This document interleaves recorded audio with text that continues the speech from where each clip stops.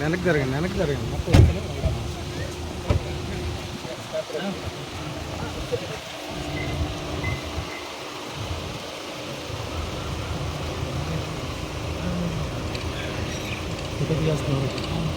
ఈయన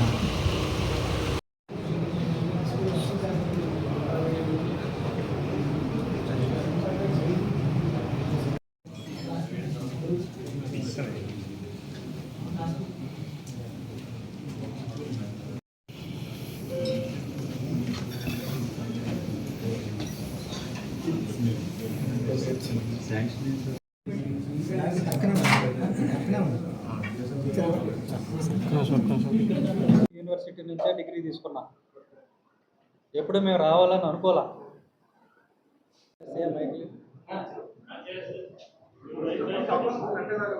ముందుకు రామంటారా? ఓకే. అందరికీ నమస్కారం అండి. మీడియా మిత్రులందరికీ నమస్కారాలు. సారీ, కొంచెం ఆలస్యమైంది, మిమ్మల్ని వెయిట్ చేయించాల్సి వచ్చింది వేరే కార్యక్రమం వల్ల. సో ఇప్పుడు విషయానికి వచ్చినట్లయితే, ఈ అబ్బాయి పేరు యాదాల ప్రవీణ్ కుమార్. ఇక్కడ అంబేద్కర్స్ చైర్లో ఇతను ఒక పోస్ట్లో ఉన్నాడు. అంబేద్కర్ చైర్ అనేది మనకి కేంద్ర ప్రభుత్వం యొక్క మినిస్ట్రీ ఆఫ్ సోషల్ జస్టిస్, అక్కడ మినిస్ట్రీ ఆఫ్ సోషల్ జస్టిస్ నుంచి డ్యాబ్ అని ఉంది, అంటే డాక్టర్ అంబేద్కర్ ఫౌండేషన్ అనేటువంటి ఒక సంస్థ ఉంది. డాక్టర్ అంబేద్కర్ ఫౌండేషన్ అనేటువంటి సంస్థ ఢిల్లీలో ఉంది. ఇది మినిస్ట్రీ ఆఫ్ సోషల్ వెల్ఫేర్ వాళ్ళ దగ్గర పనిచేస్తూ ఉంటుంది. సో దానికి సంబంధించి వాళ్ళు ప్రతి యూనివర్సిటీలో కూడా, ఇక్కడే కాదు మొత్తం దేశంలో ఉన్న అన్ని యూనివర్సిటీల్లో రీసెర్చ్ కోసం అని చెప్పి కొంత ఫండ్స్ ఇవ్వడం జరుగుతుంది. అది కూడా అంబేద్కర్స్ ఫౌండేషన్ ఇట్లాంటి పేద విద్యార్థులు వాళ్ళ కోసం అని చెప్పి ఏర్పాటు చేసింది. అప్లిఫ్ట్మెంట్ ఆఫ్ డౌన్ ట్రోడన్ కోసం ఏర్పాటు చేసినటువంటి ఫండ్ అది. అయితే నేను విచారిస్తే తెలిసింది ఏమిటి అని అంటే, నాగార్జున యూనివర్సిటీలో కానీ, పక్కనే ఉన్నటువంటి ఐఐఎంలో కానీ ఇదే అంబేద్కర్ షేర్ ఉంది. అక్కడ వచ్చిన ఫండ్స్ ఎప్పటికప్పుడు ఏ నెలకు ఆ నెల వాళ్ళకి డిస్పర్స్ చేయడం జరుగుతుంది. ఈ అబ్బాయి రీసెర్చ్ చేస్తున్నాడు. రీసెర్చ్ చేసినందుకు కాను ఇతనికి నెలకి 40,000 రూపాయలు జీతం, 35,000 జీతం, ఒక 6,000 హెచ్ఆర్ఏ కింద వస్తుంది. ఇది ప్రతి చోట కూడా వస్తుంది.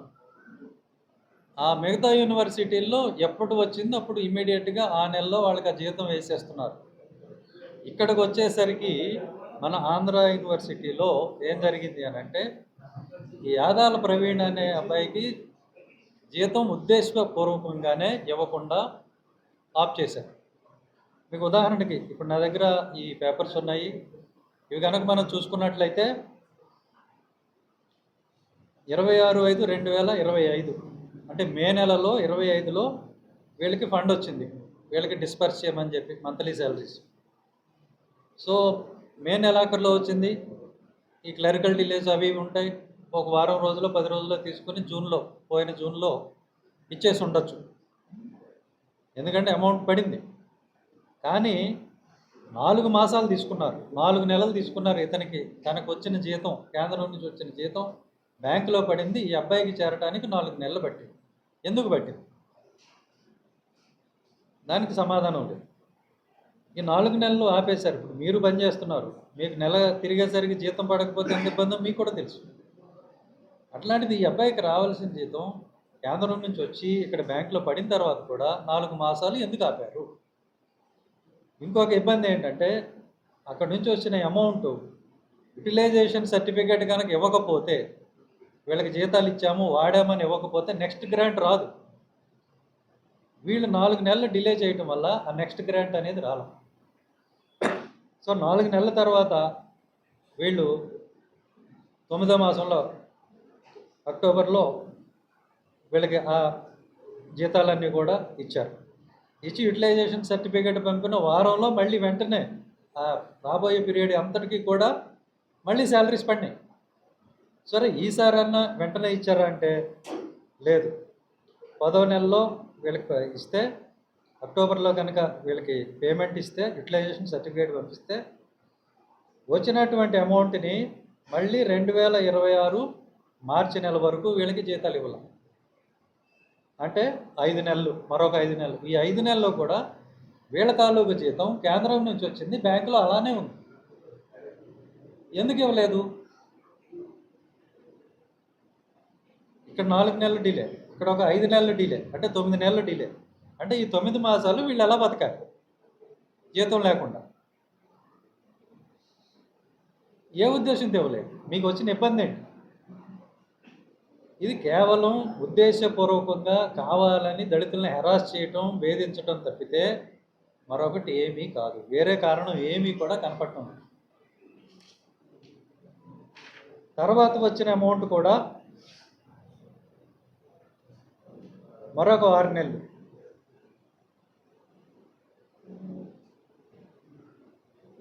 డిలే. ప్రతిసారి కూడా మెటిక్యులస్గా 4 నెలలు 6 నెలలు డిలే చేస్తూ ఇస్తున్నారు. ఇది యూనివర్సిటీ డబ్బు కాదు, ఇది కేంద్ర ప్రభుత్వం డబ్బు, డాక్టర్ అంబేద్కర్ ఫౌండేషన్ డబ్బు. వాళ్ళు ఇస్తున్న డబ్బుని డిస్పర్స్ చేయడానికి, వీళ్ళకి సక్రమంగా చెల్లించడానికి యూనివర్సిటీకి ఉన్నటువంటి ఇబ్బంది ఏమిటి? దానికి సమాధానం ఎవరో చెప్పడం లేదు. ఈయన యాదాల ప్రవీణ్ అనేక మార్లు ప్రొఫెసర్ జిపి రాజశేఖర్ గారు వైస్ ఛాన్సలర్ గారిని కలిసి తన సమస్య చెప్పుకుందామని వెళ్తే కనీసం అతనికి ఇంటర్వ్యూ లేదు. పైగా ఒకసారి కలిసి రిప్రజెంట్ చేస్తే నేనెవను, నీ దిక్కున్న చోట చెప్పుకో అన్నారని చెప్తున్నాడు ఆయన. మీ అంబేద్కర్ చైర్ కూడా మూసేస్తాం, మీరేం చేస్తారో చేసుకోండి.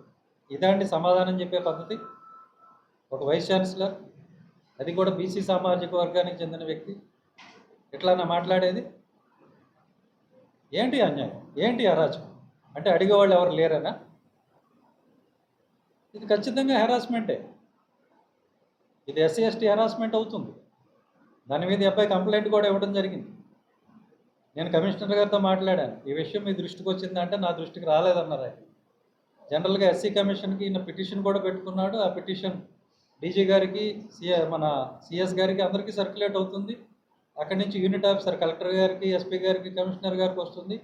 మరి ఎందుకు రాలేదు నాకు తెలియదు. బట్ ఈ అబ్బాయి పోయి కంప్లైంట్ ఇవ్వడం కూడా జరిగింది. ఇచ్చావు కదమ్మా? ఏం యాక్షన్ తీసుకుంటారో చూడాలి. మొన్ననే ఇచ్చాడు కంప్లైంట్. సో కేసు రిజిస్టర్ చేసి మరి ఏం చర్యలు తీసుకుంటారో, ఎందుకంటే ఎవిడెన్స్ క్లియర్గా కనపడుతుంది. దీని మీద స్పష్టమైన ఎంక్వైరీ చేసి చర్యలు తీసుకోవాలి. అలాగే ఈయన అడారి సంతోష్ అని ఒక విజిలెన్స్ ఆఫీసర్ ఉన్నారట ఇక్కడ ఈ యూనివర్సిటీలో. ఆయన చేసే పనులు కూడా చాలా వివాదాస్పదంగా ఉన్నాయి. నాకు వచ్చినటువంటి పిటిషన్ ఏంటంటే, మన విద్యార్థులు చెప్తున్నది, ఎస్సీ ఎస్టీ విద్యార్థుల్ని, ముఖ్యంగా మహిళా విద్యార్థుల్ని పిలిపించి ఎంక్వైరీ పేరుతో రాత్రి 9:30, 10 గంటల వరకు ఉంచుతున్నాడు ఈయన తన ఆఫీసులో. అడారి సంతోష్ అనేది ప్రధానమైన ఆరోపణ. నేను ఒకటే చెప్తున్నా, ఆనరబుల్ సుప్రీంకోర్టు ఇచ్చినటువంటి గైడ్లైన్స్ ఉన్న ఈవెన్ పోలీసులకి ఏదైనా క్రిమినల్ కేసు వచ్చినా సరే మహిళలకి వ్యతిరేకంగా, మహిళల మీద విచారణ చేయాల్సి ఉంటే ఈవెన్ పోలీసులైనా సరే సూర్యోదయం తర్వాత సూర్యాస్తమయం లోపు విచారణ పూర్తి చేయాలి. అది కూడా మహిళా అధికారి సమక్షంలో. ఎట్లా పడితే అట్లా మహిళలను పిలవటం, రాత్రిపూట ఉంచడం, అది మీ రైట్ కాదు, అది నేరం. నేను చెల్లెమ్మలందరికీ చెప్తున్నా, మీరు ఆయన మీద కంప్లైంట్ ఇవ్వండి, ఖచ్చితంగా ఇది క్రిమినల్ కేసు అవుతుంది, ఆయన జైలుకి పోతాడు.